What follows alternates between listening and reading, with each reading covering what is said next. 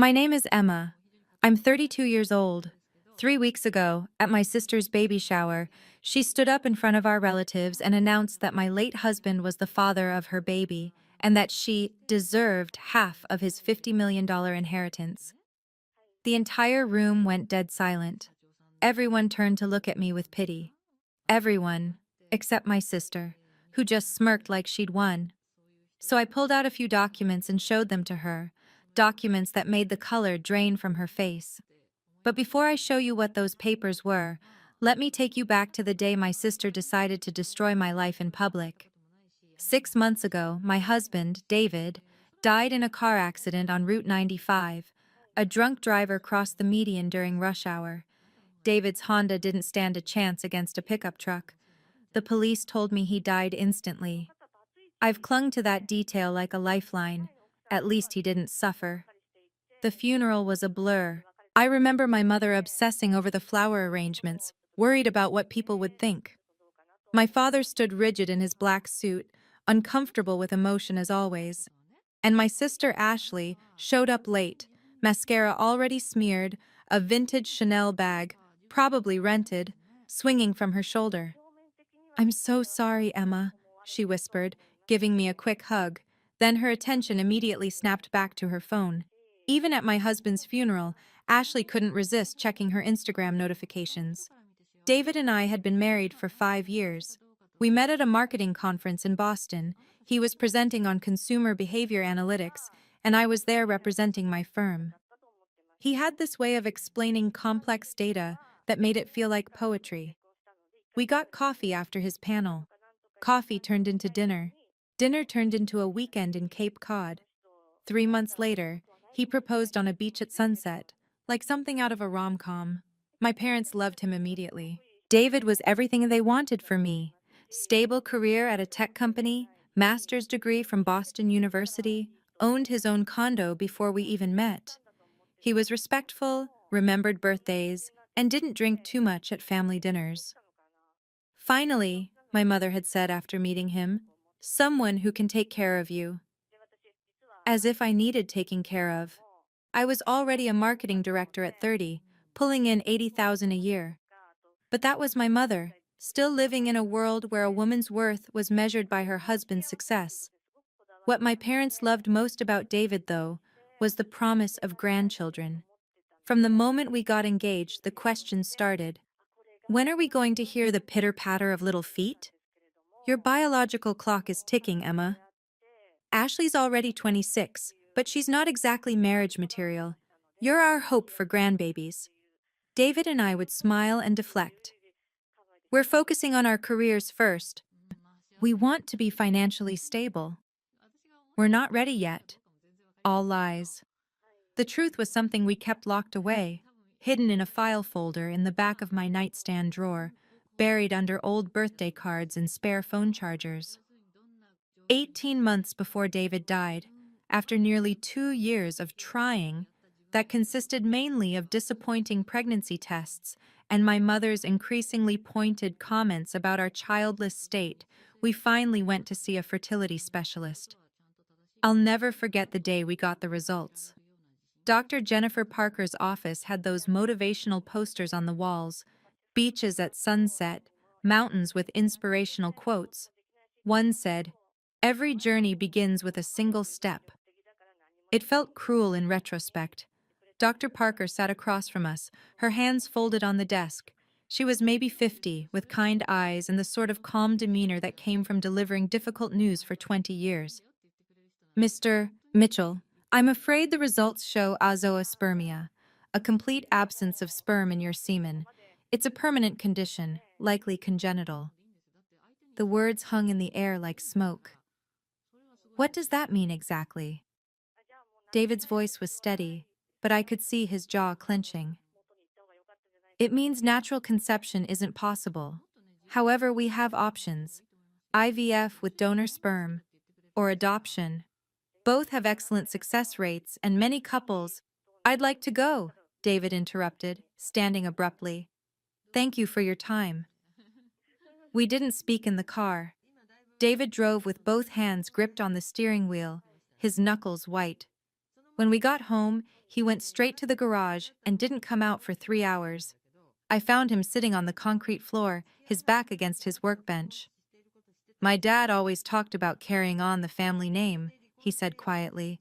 When I was a kid, he'd say, "One day you'll have a son, and you'll understand." I used to imagine teaching my son to throw a baseball, or my daughter, I don't know, stupid things. They're not stupid. I sat down next to him. And we can still have kids. Dr. Parker said, with another man's sperm. His voice was flat. With a donor's sperm. It's different. He looked at me then, and I saw something I'd never seen in David before. Shame. Do we have to tell people? About what? About this. About me being infertile. You can say it. He flinched. Your parents. My parents. Do we have to tell them? I understood then what he was really asking. In David's world, in my parents' world, masculinity was measured in legacy and biological continuation. To admit he couldn't father children would mean admitting a fundamental failure. We don't have to tell anyone anything, I said. And so we didn't. The first 6 months after the diagnosis were the hardest. David threw himself into work, staying late at the office, volunteering for projects in other cities. Anything to avoid the conversation we needed to have about our future. I gave him space. I researched on my own. I read forums where other women talked about their experiences with donor sperm, with adoption, with choosing to be child-free. I bookmarked fertility clinic websites. I didn't push. Then, about 8 months after the diagnosis, David came home one night with a folder. I've been thinking, he said, about what Dr. Parker said, about donor sperm. We started seeing Dr. Parker again. We reviewed donor profiles, pages and pages of anonymous men reduced to statistics, height, weight, eye color, SAT scores, medical history. It felt surreal, shopping for genetic material like we were picking out paint colors for a nursery. David struggled with it. Some nights I'd find him staring at the profiles with this look on his face, like he was mourning something that never existed. We don't have to do this, I told him more than once. We could adopt, or we could just not have kids. I want kids, he said. I want our kids, or as close as we can get. 6 months before he died, we finally made our decision. Donor number 847, 6'1", brown hair, hazel eyes, degree in engineering, no family history of genetic disorders. David looked at his profile for a long time. He looks like my brother, he said finally. Around the eyes. We scheduled the procedure. Dr. Parker wanted to start the process in April. Hormone treatments, monitoring, timing everything perfectly. But David asked if we could wait until after his big product launch at work in late May.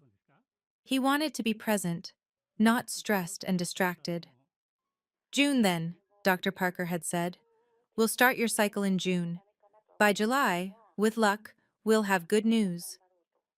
David died 3 weeks before we were supposed to start. I found myself alone with a secret I never asked for. The donor sperm was still in storage at the clinic, paid for but unused. The medical records were still in my nightstand, and everyone still thought David and I had just been waiting for the right time. At the funeral, my mother hugged me tight and whispered, "At least you're young enough to start over. You can still have children with someone else." I didn't tell her that I'd never have children with David, that the future we'd planned was saved in a medical freezer somewhere, waiting for a procedure that would never happen. The inheritance was substantial. David had been methodical about money, life insurance, retirement accounts, the condo we'd bought together in Newton. Everything went to me. His will was clear. To my beloved wife, Emma, I leave everything. The condo alone was worth $400,000. Add in his life insurance, his 401k, his savings, I was looking at close to $750,000. It was more money than I'd ever imagined having. My parents helped me sort through the paperwork. My father, a retired accountant, took a strange pride in organizing David's financial legacy. My mother kept asking if I was going to be okay financially. I'm fine, Mom. David made sure I'd be taken care of. Well, you could move back home for a while, save money on rent. We have that spare bedroom. I'm keeping the condo. I needed to stay in the space David and I had shared. Needed to wake up in our bed, make coffee in our kitchen, water the plants he'd insisted on buying, even though I'd told him I'd kill them. They were still alive somehow. Thriving, even. David would have been proud. I took a leave of absence from work. My boss, Catherine Wilson, was understanding. Take all the time you need, Emma. We'll be here when you're ready. I spent my days in a fog. I joined a grief support group at the community center. That's where I met Maria Thompson, who'd lost her husband 2 years earlier. It gets easier, she told me over terrible coffee from the church basement. Not better, just easier. You'll learn to carry it. I wasn't sure I believed her. After 3 months, I went back to work part-time. I needed the structure, the distraction. Catherine was pleased to have me back. My parents called it getting back to normal. There was no normal. There was just after. Part of my after routine included weekly dinners at my parents' house. My mother would make pot roast or chicken casserole, the same rotation of meals she'd been making my whole life. My father would ask about work. I'd give vague answers. We'd eat in a companionable silence that felt more like avoidance. Then, 4 months after David's death, Ashley started showing up to these dinners again. My sister had never been reliable. She'd skip family events for parties, show up late to Christmas, forget birthdays. But suddenly she was there every Sunday, sitting in her old seat at the dining room table. Ashley's going through some things, my mother said vaguely when I asked. She needs family right now. I noticed she'd gained weight. Her face was fuller, her usual crop tops replaced with flowing bohemian dresses. She'd always been tiny, size 2, proud of it, constantly posting gym selfies. But now there was a roundness to her that makeup and strategic clothing couldn't hide. You look different, I said one Sunday, helping her clear plates. It's called self-love, Emma. Not all of us are obsessed with being skinny. But it wasn't about weight. There was something else, a secret behind her eyes. Then, 6 months after David's funeral, on a Sunday in late October, Ashley showed up to dinner with an unmistakable baby bump under her maxi dress. My mother practically shrieked. Ashley, are you pregnant? Ashley smiled, one hand on her belly. 7 months. 7 months. I did the math quickly. That meant she'd conceived in March, 2 months before David died. My mother was already in full grandmother mode, fluttering around Ashley, insisting she sit down, asking about doctor's appointments and due dates. My father looked shell-shocked. Who's the father? Ashley's smile faltered. That's complicated. Complicated? My father's voice rose. What does that mean? Robert, not now, my mother cut in. This is a happy occasion. We're going to have a grandbaby. I watched my sister's performance from the kitchen doorway. The way she ducked her head, playing shy. The way she put her hand protectively over her stomach. The way she avoided answering direct questions. I recognized the tactics. Ashley had been manipulating our parents her whole life. Tears when she needed money. Silence when she'd made a mistake. Deflection when confronted. Whatever this was, it wasn't the whole truth. After dinner, as I was leaving, Ashley caught my arm. Emma, can we talk? Just us? I looked at her, really looked at her. Despite the pregnancy glow everyone kept commenting on, there was something desperate in her eyes. Sure, I said slowly. Not here. Can we get coffee tomorrow? There's something I need to tell you, something important. Every instinct told me to say no. But she was my sister. And despite everything, despite the years of being second best in our parents' eyes, despite the resentment I'd never quite shaken, she was still my sister.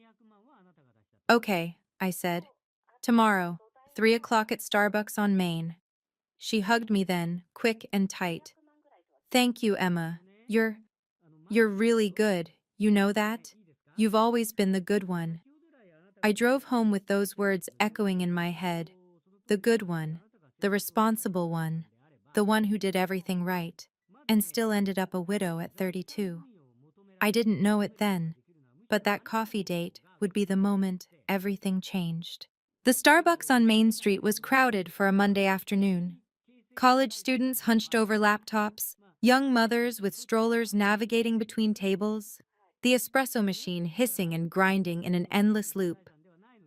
Ashley was already there when I arrived, sitting in a corner booth, her hands wrapped around a cup of herbal tea. She'd dressed carefully, a soft pink sweater that highlighted her pregnancy glow, her hair in loose waves, minimal makeup that somehow made her look younger and more vulnerable.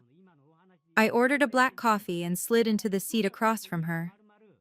Thanks for coming, she said, not meeting my eyes. You said it was important. She nodded, staring into her tea like it held answers. For a long moment, she didn't speak. I watched her bite her lip, watched her hands tremble slightly. Ashley, what's going on? When she looked up, there were tears in her eyes. Real tears, not the crocodile tears she used to deploy when she wanted something from our parents. I don't know how to say this, she whispered. Just say it. She took a shaky breath. The baby, the father, it's... God, Emma, I'm so sorry. I never meant for any of this to happen. My coffee cup stopped halfway to my mouth. What are you talking about? It was David. For a moment, I couldn't process the words. They were sounds without meaning, syllables that couldn't possibly form the sentence I'd just heard. What? David is the father, was the father. Her voice broke. Emma, I'm so sorry. I set my coffee down, my hands suddenly ice cold. That's not possible. I know how it sounds. No. My voice came out sharper than I intended. Several people at nearby tables glanced over. I lowered my voice but kept it firm. David would never do that. Never. We didn't mean for it to happen. When? I demanded. When did this supposedly happen? At Mom and Dad's anniversary party, in May. You'd gone upstairs with a migraine. David and I were cleaning up, and we'd both been drinking, and we just talked about feeling stuck, about life, and then it just happened. I stared at her. The party had been May 7th. She was 7 months pregnant now in late October. That meant conception in late March or early April. You're lying, Ashley flinched. Emma, the math doesn't work. If you're 7 months pregnant now, you conceived in March or early April. Mom and Dad's party was May 7th. That's more than a month off. The doctors said the dates might be wrong. Babies don't always... Stop. I stood up. David would never cheat on me, especially not with you. I don't know what game you're playing, but I'm not interested. Emma, please. Ashley was crying harder now, reaching for my hand across the table. I have proof. I have messages from him. I know you don't want to believe it, but show me then. She pulled out her phone with shaking hands, scrolled for a moment, then showed me screenshots. A text conversation with someone labeled David M. Can't stop thinking about you. When can I see you again? Last night was amazing. I looked at the messages. They were vague, no dates, no specific details, no context. These could be from anyone, I said. There's nothing here that proves anything. Why would I lie about this? I don't know, Ashley. You tell me. I grabbed my purse. But David didn't cheat on me, and he sure as hell didn't father your baby. How can you be so sure? The question hung in the air. I could tell her. I could say it right now. Because David was infertile. Because we were planning IVF. Because it's medically impossible. But those were David's secrets. His shame. His private pain. Even dead, he deserved that privacy. Because I know my husband, I said instead. And you're going to need a lot more than some vague text messages and a made-up timeline to convince anyone otherwise. I walked out before she could say anything else. In my car, I sat gripping the steering wheel, my mind racing. Ashley was lying. I knew that with absolute certainty. David couldn't have fathered her child. It was medically impossible. But she didn't know I knew that. She thought her lie was safe, protected by David's death and the cremation that made DNA testing from him impossible. The question was, what did I do about it? If I exposed her lie, I'd have to reveal David's infertility. I'd have to admit to my family that we'd lied for 18 months, that we'd been planning to use donor sperm, that David had been too ashamed to tell anyone. My mother would be devastated. Not because of the infertility itself, but because we hadn't trusted her enough to share it. She'd make it about her, about how we must have thought she'd judge us. My father would be quietly disappointed. Another failure to add to the Mitchell name. And David's memory. God, David had been so ashamed. He'd made me promise never to tell anyone. But if I stayed silent, Ashley would get away with it. She'd claim David's child. She'd rewrite history. She'd probably ask for money, for help, for a share of his inheritance. I drove home in a daze. Inside my condo, I went straight to the nightstand drawer and pulled out the folder I'd been avoiding for months. David's medical records from Dr. Parker. The diagnosis in clinical black and white. Complete azoospermia, 0 sperm count, natural conception, not possible. I stared at the papers for a long time. Then I put them back and closed the drawer. I needed to think. For 3 days, I didn't hear from Ashley. No calls, no texts, no attempts to continue the conversation. Then, on Thursday evening, my mother called. "Emma, honey, can you and I have lunch tomorrow? Just the two of us?" Her tone was careful. Too careful. "What's this about, Mom?" "I'd rather talk in person. Please? It's important." We met at a restaurant downtown. My mother was already there when I arrived, sitting at a corner table, her hands folded on the napkin in front of her. "Thanks for coming," she said as I sat down. "What's going on?" She took a deep breath. "Ashley came to see me. She told me something difficult. About David." So Ashley had told her. Of course she had. What did she tell you?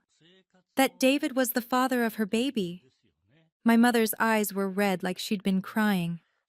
"Emma, honey, I know this must be devastating. I can't imagine what you're feeling. Did she show you proof?" She showed me text messages. Messages between her and David that were, well, they seemed genuine. They're vague. They could be from anyone. Why would she lie about something like this? "I don't know, Mom. Why don't you ask her?" My mother reached across the table to take my hand. "Sweetheart, I know you're hurt. I know you want to believe David would never do this. But Ashley is pregnant. She says David is the father, and she needs help." "She needs help," I repeated flatly. "She's scared. She's lost her job. Her apartment lease is ending. She has no health insurance. She's carrying David's child, and she has nowhere to go. So she wants money. She needs family support. That baby is David's daughter, your husband's child." "We don't know that." "The timeline fits. The messages exist.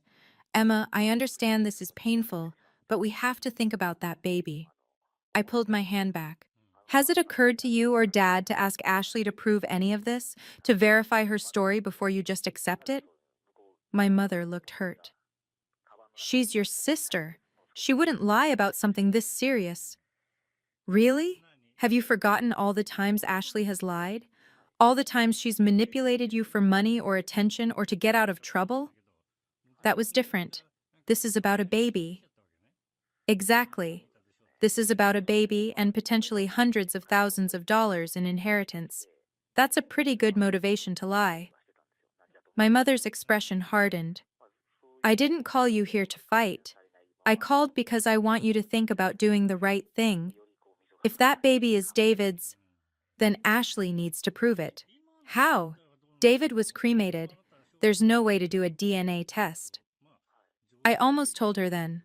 Almost said, "Actually, there is a way. You could test against David's parents." But that would lead to questions I wasn't ready to answer. Then I guess we're at an impasse, I said instead. Ashley makes a claim with no proof. I don't believe her. End of story. Emma, I'm not giving her money, Mom. I'm not pretending her baby is David's. And I'm not going to let her manipulate you into pressuring me. I stood up. Sit down, my mother said sharply. We're not finished. Yes, we are. I left before she could say anything else. Over the next 2 weeks, the pressure campaign escalated. My mother called every other day. Just think about it. She's your sister. What would David want? My father called once, his voice measured and careful. Your mother is upset. She thinks you're being unreasonable. Are you sure there's nothing more to this? Nothing you're not telling us? I'm sure, I lied. Ashley sent long text messages. Emotional, pleading, desperate. I know you hate me. I hate myself. But please, Emma, I'm scared. I don't know what to do. This baby is innocent. She deserves to know her father's family. I can't do this alone. I lost my job. I'm living with Mom and Dad, but I can't stay there forever. I need help. Please. You have everything David left. I'm not asking for much. Just enough to get on my feet for his daughter. I didn't respond to any of them. Instead, I did what I should have done from the beginning. I investigated. I pulled up David's phone records from our shared iCloud account, scrolled through every text message from the last year of his life. There were messages to Ashley, birthday wishes. Thanks for the Christmas gift. Good luck with your new job hunt. Normal sibling-in-law stuff. Nothing flirty, nothing secretive, certainly nothing that suggested an affair. Then I looked at his calendar. David had been meticulous about scheduling. Work meetings, gym sessions, dinners with me, calls with his mother. I traced through every day in March and April. Every evening was accounted for. Work dinners with colleagues I could verify. Nights at home with me, watching TV. 2 business trips, one to Chicago from March 10th to 15th, one to Atlanta from April 20th to 25th, with hotel receipts and flight confirmations to prove it. There was no gap, no unexplained absence, no window for a secret affair with Ashley. Next, I turned to Ashley's social media. She was an oversharer, posting constantly on Instagram. I scrolled back to March and April. March 15th, photo at a club downtown called Havana Club. Ashley in a tight silver dress draped over a tall guy with dark hair and sleeve tattoos. The caption, Dancing the Night Away. March 22nd, birthday bash. 26 never looked so good. Multiple photos from what looked like a wild party at someone's house. Ashley doing shots, dancing, posing with different guys. April 5th, girls' night out. Photo from a bar. Ashley and her friends, clearly drunk. A guy's arm visible around her waist at the edge of the frame.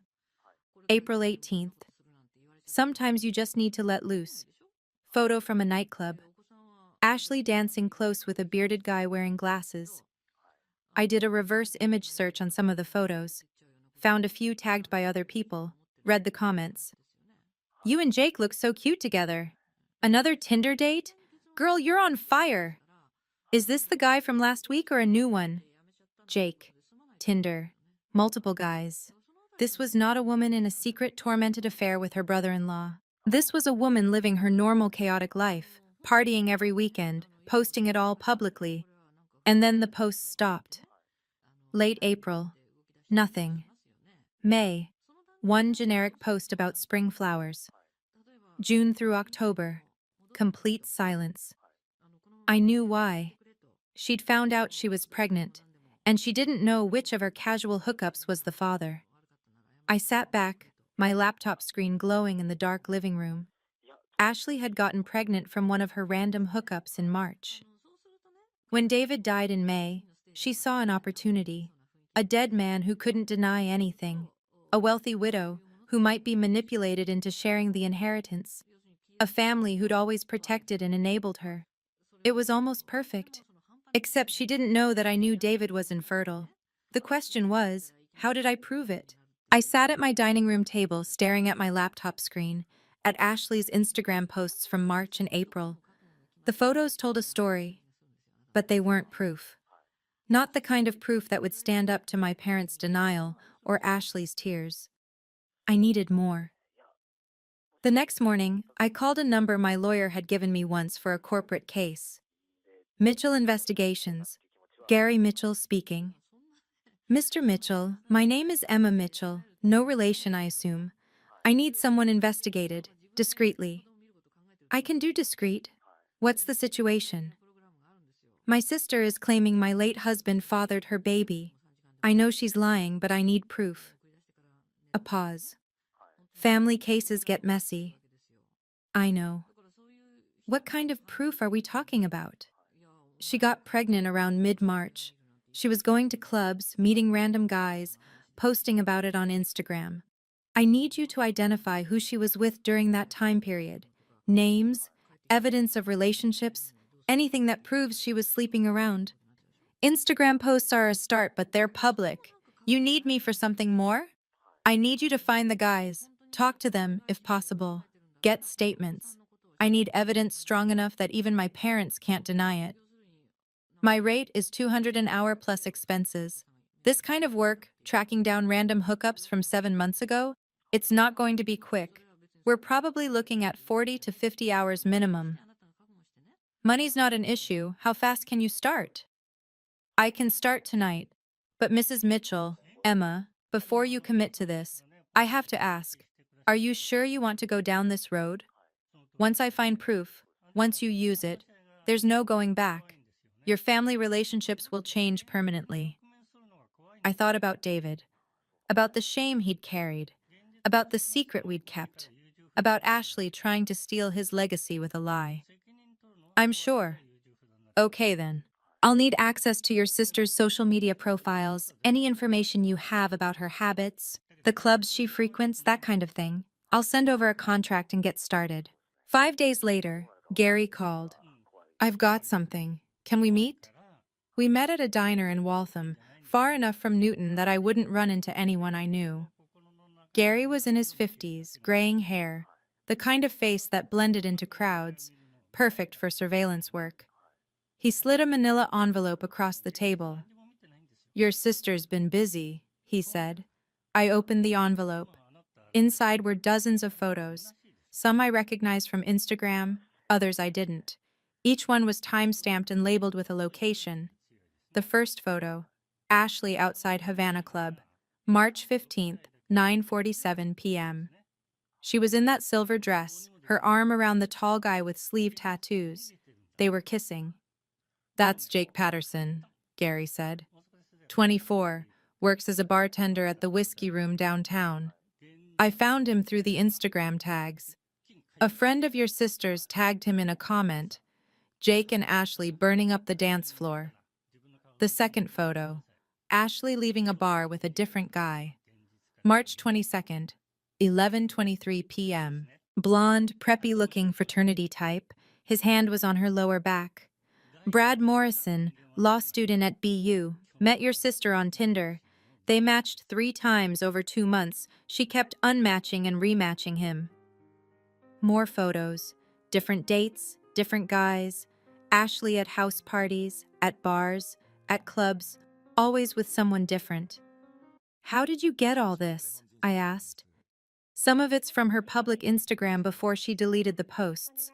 I pulled cached versions. Some of it's from security cameras outside the clubs. I have contacts who can access footage for the right price. And some of it's from the guys themselves. You talked to them? 3 of them. Jake Patterson, Brad Morrison, and a guy named Tyler Chen, the one with the beard and glasses from April. Want to hear what they said? I nodded. Gary pulled out his phone, scrolled to his notes. Jake was the most helpful. He remembered your sister clearly, said they met at Havana Club on March 15th, hooked up that night. Saw her there again on March 18th and March 22nd. Her birthday. They slept together at least twice, maybe 3 times. He thought they had something going, but she ghosted him after mid-April. Did he know she was pregnant? No. When I told him someone was claiming he might be the father, he freaked out, said they used protection, but Gary shrugged. Protection fails. What about the others? Brad said he met her twice in March. Tyler was mid-April, just once. Both admitted to sleeping with her. Both said she was pretty clear it was casual, no strings, no expectations. I stared at the photos spread across the table. Ashley smiling, carefree, drunk, living her life. Sleeping with strangers whose names she probably barely remembered. There's one more thing, Gary said. He pulled out his phone again, showed me a screenshot. This is from a Tinder profile, your sister's account. Look at the activity log. January through April. The app showed her last activity as April 18th, the same night as that nightclub photo with Tyler. She was swiping right up until mid-April, Gary said. That's not someone in a secret relationship with her brother-in-law. That's someone living the single life pretty aggressively. I closed the envelope. How much do I owe you? Invoice is in there. Came to about 38 hours total. But Mrs. Mitchell, he hesitated. This is going to get ugly when you use this. Your sister isn't going to admit the truth easily. Your parents are going to have to confront some hard realities about their daughter. Are you ready for that? No, I said honestly. But I don't have a choice. You always have a choice. You could let this go. Let your sister have her lie. Keep the peace. And let her steal my husband's legacy? Teach her daughter that lying and manipulation are acceptable? No. David deserves better. That baby deserves better. Gary nodded slowly. Okay then, good luck. Good. You're going to need it. That night, I couldn't sleep. I lay in bed staring at the ceiling, thinking about what Maria had told me weeks ago in the grief support group. It gets easier, not better, just easier. You'll learn to carry it. I hadn't believed her then, but now 6 months after David's death, I understood what she meant. The grief was still there, would always be there, but I'd learned to function around it. To get up in the morning, to go to work, to have conversations that didn't revolve around my loss. But this thing with Ashley, it was bringing everything back. The anger, the sense of unfairness, the protective rage I felt toward David's memory. At 2 a.m., I gave up on sleep and called Maria. She answered on the third ring, her voice groggy. Emma? What's wrong? I'm sorry, I know it's late, I need to talk to someone. Give me 5 minutes to make coffee. Come over. An hour later, I was sitting in Maria's living room, the photos from Gary's investigation spread across her coffee table. She studied them quietly, occasionally glancing up at me.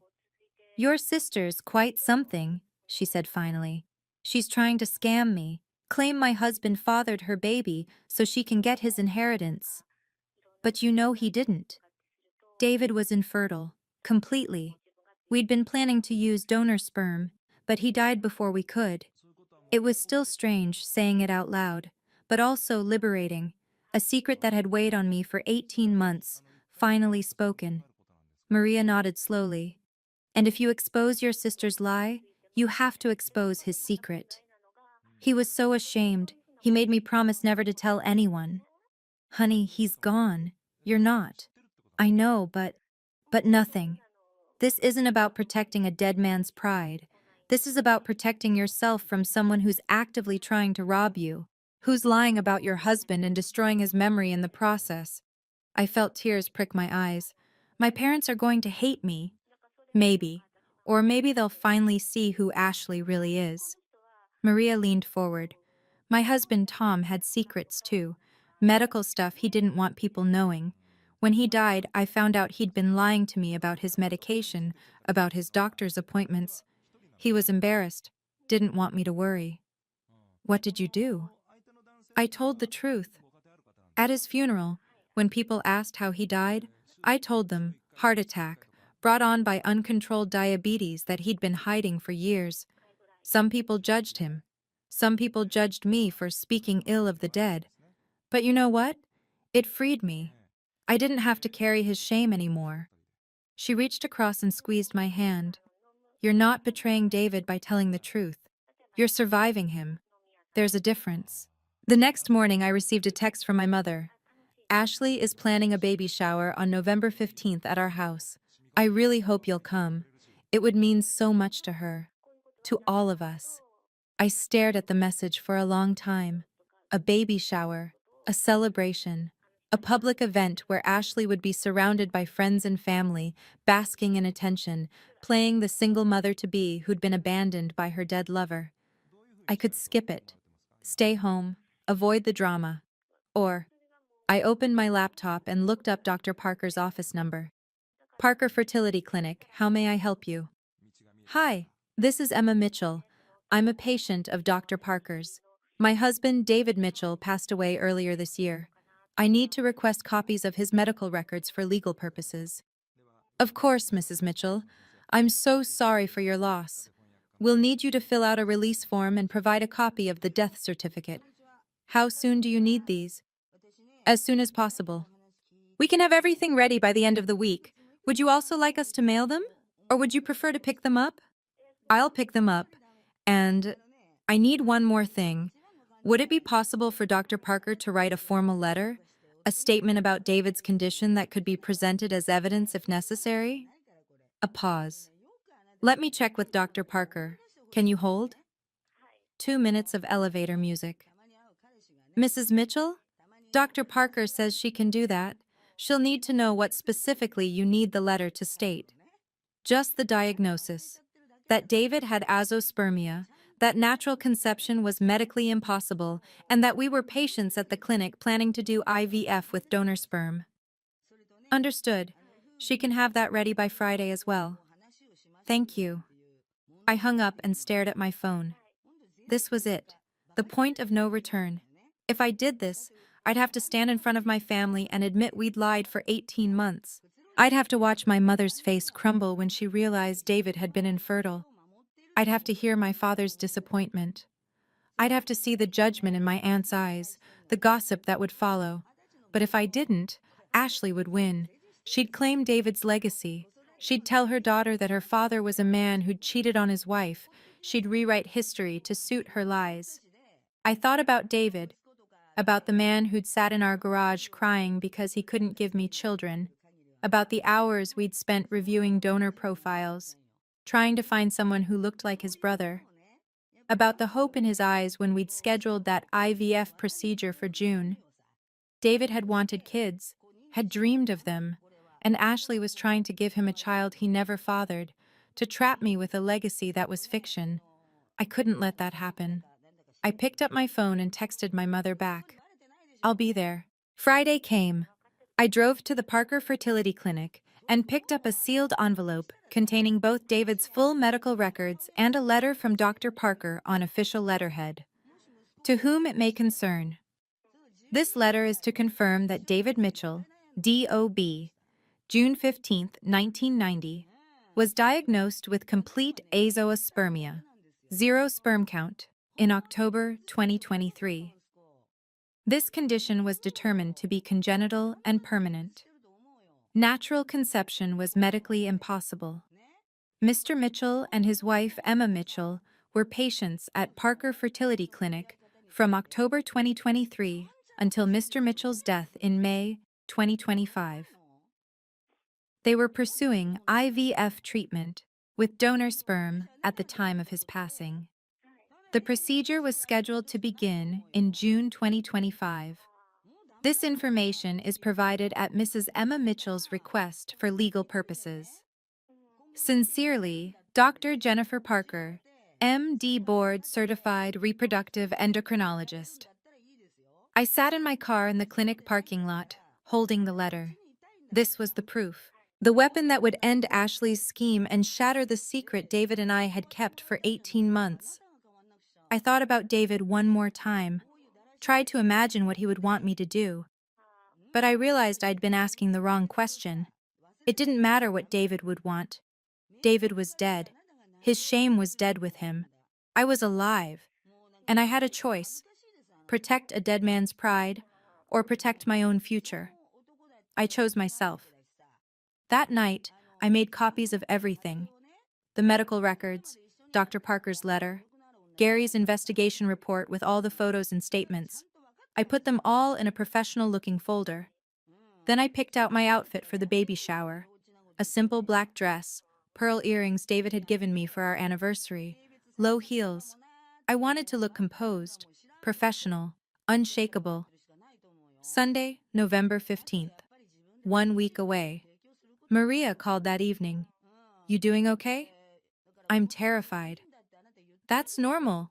You're about to blow up your family." "Yeah." "Emma, listen to me. Whatever happens at that baby shower, you're doing the right thing. You know that, right?" "I hope so." "I know so. And call me after. I'll be here." Sunday morning, November 15th. I woke up early, made coffee, stood in the shower until the water ran cold, put on my black dress, did my makeup carefully, waterproof mascara, just in case. At 1:30 p.m., I got in my car with the folder on the passenger seat. The drive to my parents' house took 20 minutes. 20 minutes to rehearse what I would say. 20 minutes to second-guess my decision. 20 minutes to think about all the ways this could go wrong. At 1:50, I pulled up outside my parents' house. Cars lined the street. Ashley had invited at least 30 people. Balloons decorated the front porch. Pink and silver, cheerful and innocent. I could hear laughter and conversation from inside. I sat in my car for 5 minutes, engine off, hands gripping the steering wheel. Then I picked up the folder, took a deep breath, and walked toward the house. My mother answered the door, her face lighting up when she saw me. "Emma, you came!" She pulled me into a hug that smelled like her usual perfume, something floral and expensive. "I'm so glad you're here. This means everything to Ashley."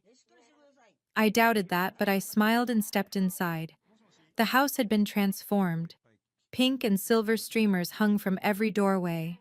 A banner over the fireplace read, "Welcome, baby girl," in glittery letters. Tables were covered with pastel tablecloths, loaded with finger sandwiches, fruit platters, and an elaborate 3-tier cake decorated with fondant baby booties. The living room was packed. I recognized my Aunt Margaret and her daughters by the punch bowl. My mother's bridge club friends occupied the couch. Several women I didn't know, probably Ashley's friends, were taking selfies in front of a backdrop decorated with paper flowers. And there, in the center of it all, sat Ashley. She was in the wingback chair, the best seat in the room, glowing in a flowing pink dress. Her hair was styled in perfect waves, her makeup immaculate. One hand rested on her belly in that protective gesture pregnant women do. When she saw me, genuine surprise crossed her face, followed by relief. "Emma!" She stood awkwardly and came over. "You came. I didn't think. After everything." She hugged me. I let her, feeling the baby bump press against me. The baby was real. That part wasn't a lie. "I wouldn't miss it," I said quietly. "Thank you." Ashley's eyes were damp. "This means so much.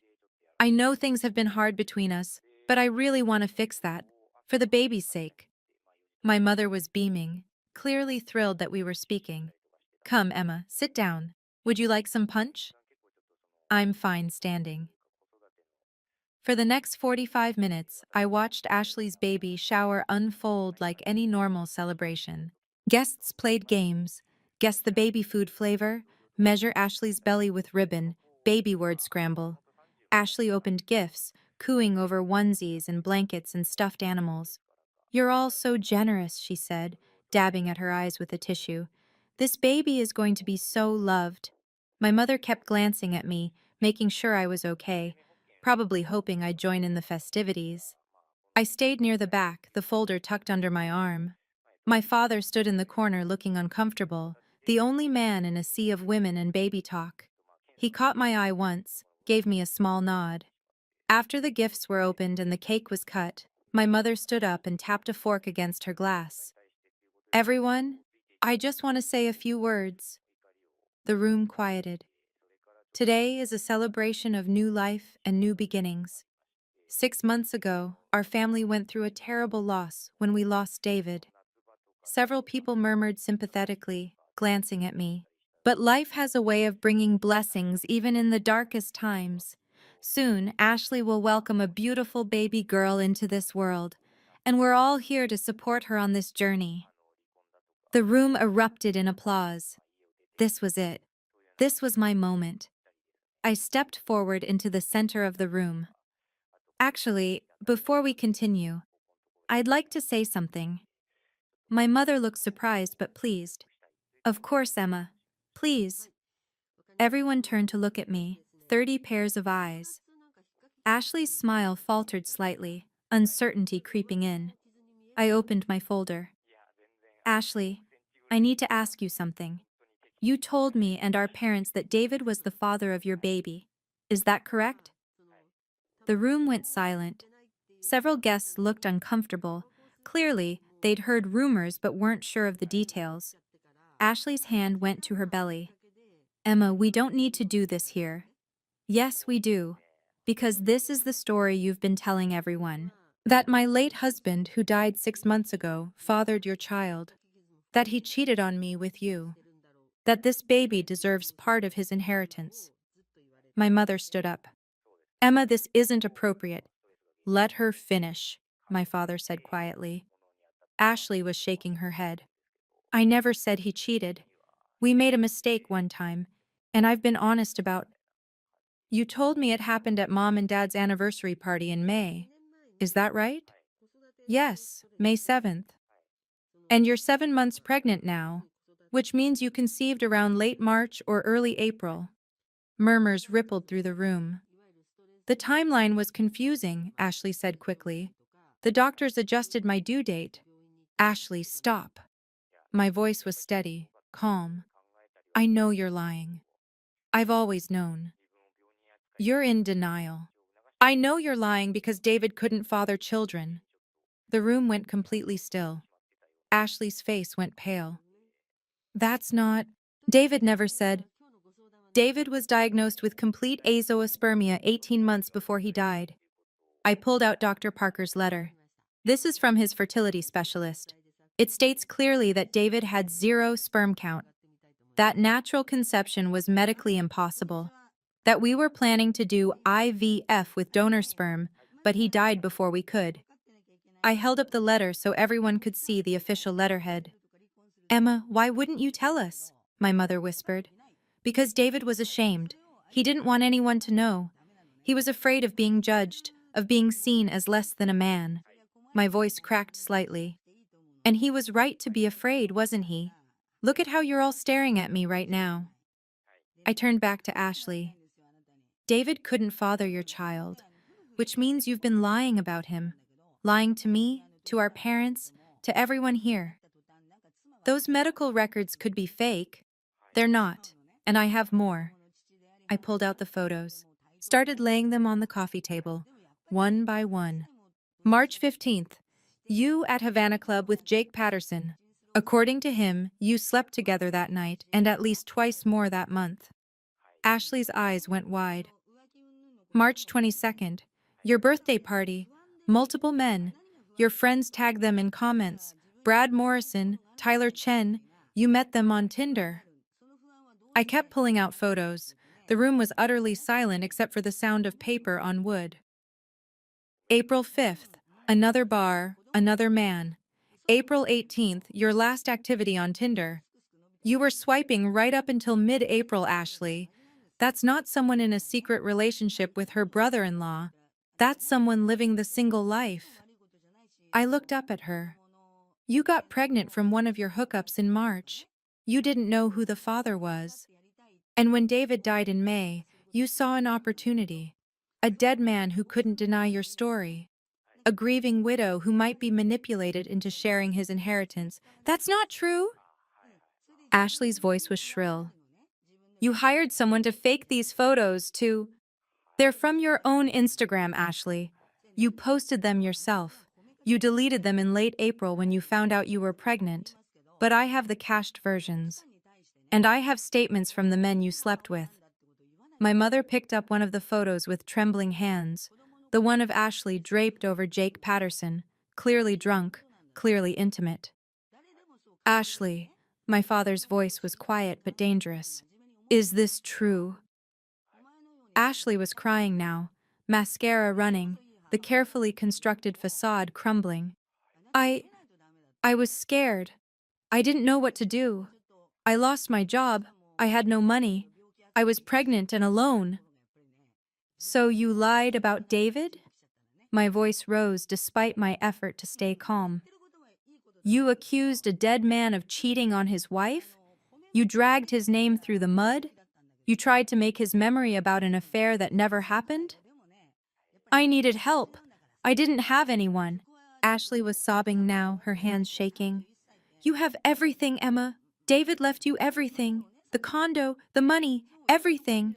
Is it so wrong that I wanted my baby to have something? That I wanted help? It's wrong that you lied.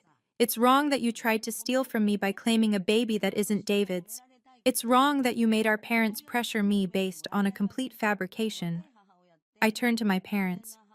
Did you ever question her? Did you ever ask for proof beyond some vague text messages? Did you even consider that Ashley might be lying? My mother was crying quietly. My father looked like he'd aged 10 years in 10 minutes. We. My mother's voice was barely a whisper. We thought family doesn't lie about something like this. Ashley has lied her entire life. About jobs, about money, about boyfriends, about everything. Why would this be different? My Aunt Margaret stood up, gathering her purse. I think we should go. Several other guests were already moving toward the door, murmuring apologies, clearly uncomfortable with the family drama unfolding in front of them. Within 5 minutes, half the room had cleared.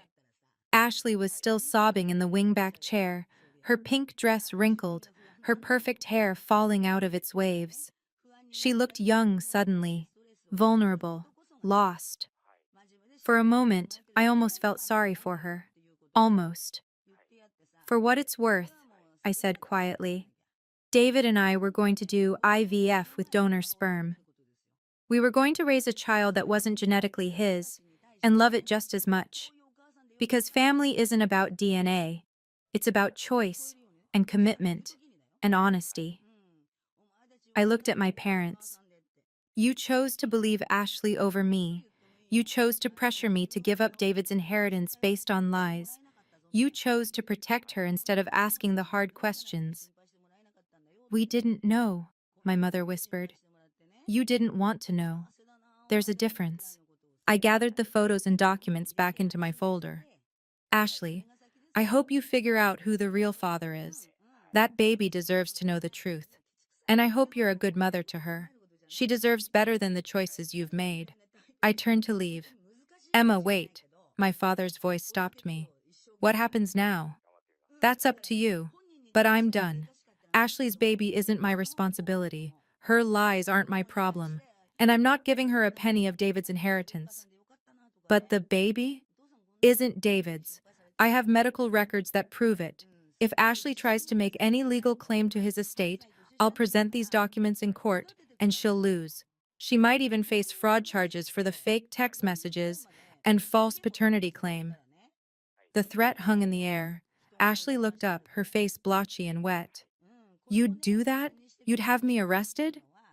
I don't want to, but I will if you force me to. This ends here, Ashley. No more lies, no more manipulation, no more using David's death for your own benefit. I walked to the door, then turned back one more time. I loved David. Knowing he couldn't give me biological children didn't change that. I would have raised a donor baby with him and loved it fiercely. But I don't get to do that now because he's dead. And you tried to use his death, his memory, his legacy, to scam me. My voice broke. That's unforgivable. I left before anyone could respond. Outside, the November air was cold and sharp. I got in my car, closed the door, and sat in the silence. My hands were shaking. My heart was pounding. But underneath the adrenaline, underneath the pain and anger and grief, there was something else. Relief. I'd told the truth. I'd protected David's legacy. I'd stood up for myself. It didn't feel good exactly, but it felt right. I pulled out my phone and called Maria. How did it go? She asked immediately. It's done. Are you okay? I thought about that. Was I okay? I'd just blown up my family, exposed my husband's deepest secret to 30 witnesses, accused my sister of fraud in front of her friends. My parents were probably in shock. Ashley was probably still crying, but David's name was cleared. His memory was protected, and I'd stood up for myself for the first time in months. Yeah, I said finally. I think I am. Come over. I'll make tea. Give me 20 minutes. I started the car and drove away from my parents' house, away from the pink balloons and the shattered illusions and the family I wasn't sure I recognized anymore. Toward Maria's house, toward the friend who understood loss and survival, toward whatever came next. Occasional dinners. Jake was trying. He came over 3 times a week, brought diapers and formula, learned how to change diapers and give bottles. He was awkward but determined, a young man who hadn't expected to be a father but wasn't going to run away from his responsibility. Ashley got a part-time remote job doing graphic design. She lived in my parents' spare bedroom with Sophia. She posted occasionally on Instagram, photos of Sophia with captions about blessed and new beginnings and learning to be better.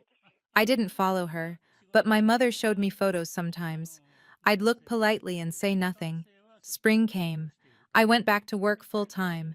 Catherine promoted me to senior director. I threw myself into campaigns and client meetings and strategy sessions. You're different, Catherine said one day over lunch. Sharper, more confident. I stopped caring what people think, I said. It suits you. I started going to therapy, not the grief support group, but actual one-on-one sessions with Dr. Rachel Morrison, who had kind eyes and didn't let me get away with deflection. Tell me about David, she said in our third session. I've told you. He died. Car accident. Tell me about what you lost when he died. I thought about that. I lost the future we planned. The kids we'd have with donor sperm. The person I thought he was versus the person he actually was. Someone who kept secrets because he was ashamed. Does that make you angry? Sometimes. Mostly it makes me sad. We could have talked more, been more honest with each other. But we were both scared. Dr. Morrison leaned forward. You can love someone and be angry at them. You can grieve them and resent them. Those things can coexist. It was the permission I didn't know I needed. 8 months after the baby shower, my parents invited me to Sunday dinner. Just us, my father promised. Ashley won't be there. She and Jake are trying to get their own place. I went. The pot roast was the same as always. The dining room looked the same, but something was different. My mother asked about my work and actually listened to my answer. My father told me about a documentary he'd watched. We talked about the weather, about the Red Sox, about a new bakery opening downtown. We didn't talk about Ashley. We didn't talk about David. We didn't talk about the baby shower. It wasn't forgiveness exactly, but it was a start. As I was leaving, my mother hugged me. I'm trying, she whispered, to see you, really see you. Not just as the daughter who has it together, but as a person who's been through hell and survived it. I know, Mom. I'm trying too. I drove home in the quiet darkness, windows down, letting the spring air wash over me. It wasn't the family I'd imagined having. It wasn't the relationship I'd wanted with my parents. But it was real. And maybe, slowly, it could become something better. The silence after the baby shower was deafening. For 3 days, no one called, no texts, no attempts to reach out.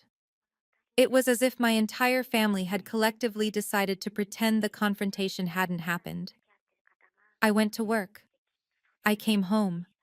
I ate dinner alone in my kitchen, the one I'd shared with David. I watered the plants. I didn't cry. I'd expected to feel guilty, to second-guess my decision, to lie awake replaying the scene wondering if I should have handled it differently, but I didn't. I felt lighter, like I'd been carrying a weight I didn't realize was there, and now it was gone. On the fourth day, my father called. Emma, your mother and I would like to talk. Can we come to your place? His voice was careful, formal, not the tone he usually used with me. Why my place? A pause. Because you were right. We should come to you. They showed up that evening at 6:30, both looking older than I remembered. My mother's eyes were red-rimmed, swollen from days of crying.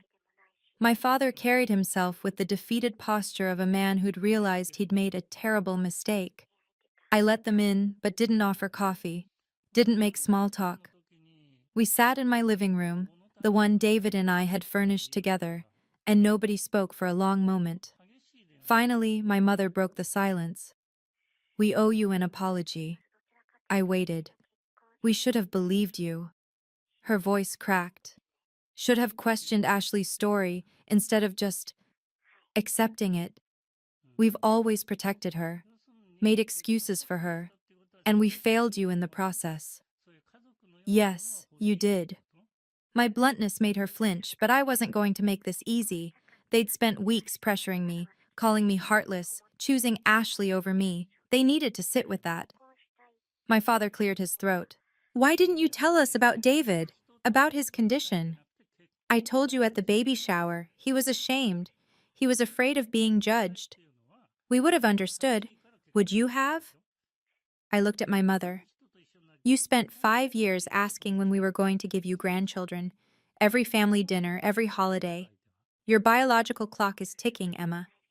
Ashley's not marriage material. You're our hope. How do you think David felt hearing that, knowing he couldn't give you what you wanted? My mother's hand went to her mouth. I didn't mean to make him feel, but you did. And that's why we didn't tell you. Because we knew you'd either pity him or make it about your disappointment. We couldn't handle either option. Silence settled over us again. My father stared at his hands.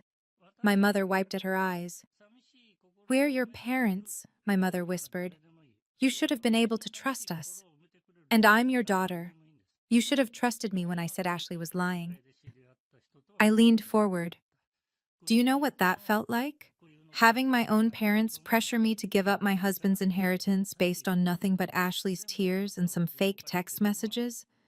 Having you choose her over me without even questioning her story? We're sorry. My father's voice was rough.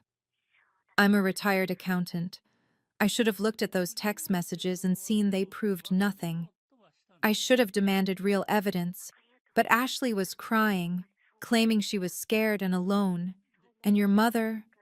He glanced at his wife. We wanted to believe her. Because believing her was easier than admitting your daughter is a manipulative liar. The words hung in the air, harsh but true. My mother started crying again, quietly this time. What can we do? How do we fix this? I don't know if you can fix it, Mom. Not quickly, not easily. I took a deep breath. But here's what I need from you. I need you to stop enabling Ashley. Stop making excuses for her. Stop protecting her from the consequences of her actions. She's still our daughter, and so am I.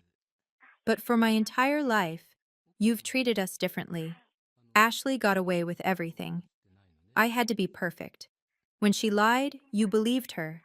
When I told the truth, you questioned me. My voice was steady, calm. I'm done with that dynamic.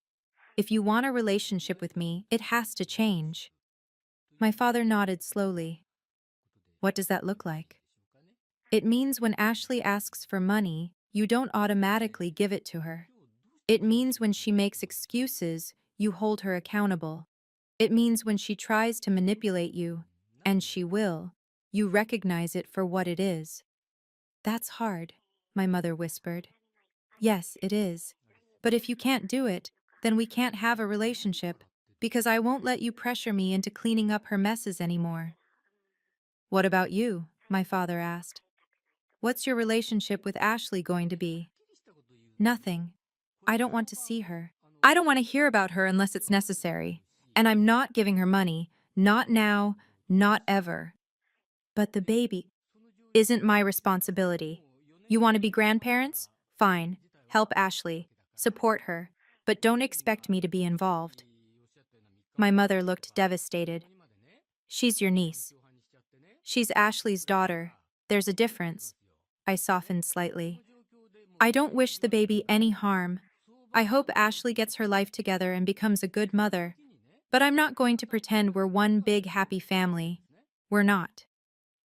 My parents sat with that for a moment. Okay, my father said finally. We understand, and we'll try to be better, to listen to you, to not automatically take Ashley's side. That's all I'm asking. They stood to leave. At the door, my mother hugged me, brief and awkward, but genuine. I'm sorry, she whispered. I'm sorry we didn't protect you the way we should have. I know, Mom. After they left, I poured myself a glass of wine and called Maria. How'd it go? She asked immediately. I set boundaries. It felt terrible and right at the same time. That's how you know you did it right. Proud of you. I could hear the smile in her voice. 4 weeks later, on a Tuesday morning, my mother sent me a text. Ashley had the baby last night. A girl, 7 pounds, 3 ounces. They named her Sophia. There was a photo attached. A tiny wrinkled face, dark hair, scrunched up expression. Beautiful in the way all newborns are, full of potential and promise. I looked at the photo for a long time, felt nothing. No anger, no resentment, no desire to meet her. Just nothing. I deleted the photo and went to work. 2 weeks after Sophia's birth, my father called. Jake Patterson took a paternity test. Results came back today. He's the father. Good. That baby deserves to know the truth. Jake's stepping up. He's scared, but he's trying. He's been over every day since Sophia was born, learning how to change diapers, give bottles, all of it. That's good, Dad. Ashley's struggling, but she's trying too. She got a part-time remote job doing graphic design. She's talking about getting her own place eventually. I hope she does. Do you want to? No. Whatever you're about to ask, the answer is no. Silence. Then, okay, I understand. 6 weeks after Sophia's birth, Ashley sent me a text. I'm sorry for everything. I was desperate and scared, and I made terrible choices. I don't expect you to forgive me, but I want you to know I regret it every day. Jake did the DNA test. He's the father. We're trying to figure out co-parenting. It's hard, but I'm trying to be better. For Sophia. I read it 3 times. Thought about responding with all the things I wanted to say, about how sorry wasn't enough, about how she'd tried to destroy David's memory, about how she'd almost succeeded in manipulating me out of hundreds of thousands of dollars. Instead, I typed, I hope you're a good mother to Sophia. She deserves better than the choices you made. Ashley didn't respond. I didn't expect her to. Over the next 6 months, I rebuilt my life piece by piece. I went back to work full-time. Catherine promoted me to senior director, with a team of my own and a significant raise. You've earned this, she said when she told me. You're sharper now, more confident. Whatever you went through these past months, it changed you. It did, I agreed. I started going to therapy. Not the grief support group, but real one-on-one sessions with Dr. Rachel Morrison, a woman in her 40s with kind eyes and zero tolerance for bullshit. Tell me about David, she said in our 3rd session. He died, car accident, 6 months ago. Tell me about what you lost when he died. I thought about that, really thought about it. I lost the future we'd planned, the kids we'd have, not biological kids, but donor kids, kids we'd chosen together. I lost the person I thought he was, the person who told me everything, because he kept secrets about his shame, his fear. And now I'll never know what else he was hiding. Does that make you angry? Sometimes. Mostly it makes me sad.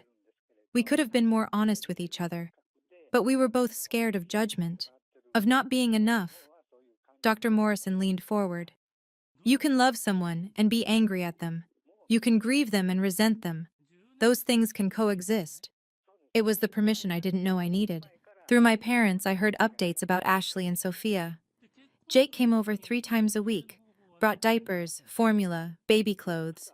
He was 24, worked nights as a bartender, lived with roommates. Not exactly father of the year material, but he was trying, learning, growing up faster than he'd probably planned. Ashley was trying too.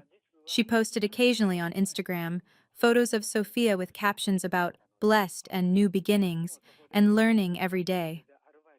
I didn't follow her, but my mother showed me photos sometimes when I came for dinner. I'd look politely, say, "She's cute," and change the subject. 8 months after the baby shower, my parents invited me to Sunday dinner. Just us, my father promised. Ashley and Jake are looking at apartments across town. They won't be here. I went. The pot roast was the same as always. The dining room looked the same. But something fundamental had shifted. My mother asked about my work and actually listened to my answer, didn't interrupt to talk about Ashley, didn't compare my success to my sister's struggles. My father told me about a documentary he'd watched about the Apollo missions. We talked about space exploration, about ambition, about dreaming big. We didn't talk about Ashley. We didn't talk about David. We didn't talk about the baby shower. It wasn't forgiveness exactly, but it was progress. As I was leaving, my mother hugged me at the door. "I'm trying," she whispered, "to see you, really see you, not just as the daughter who has it together, but as a person who's been through hell and survived it. I know, Mom. I can tell. And I'm trying too. I know you are." I drove home in the quiet darkness, windows down, letting the spring air wash over me. It wasn't the family I'd imagined having. It wasn't the relationship I'd once wanted with my parents. But it was real. It was honest. And maybe, slowly, it could become something better. My phone buzzed. A text from Maria. "How was dinner?"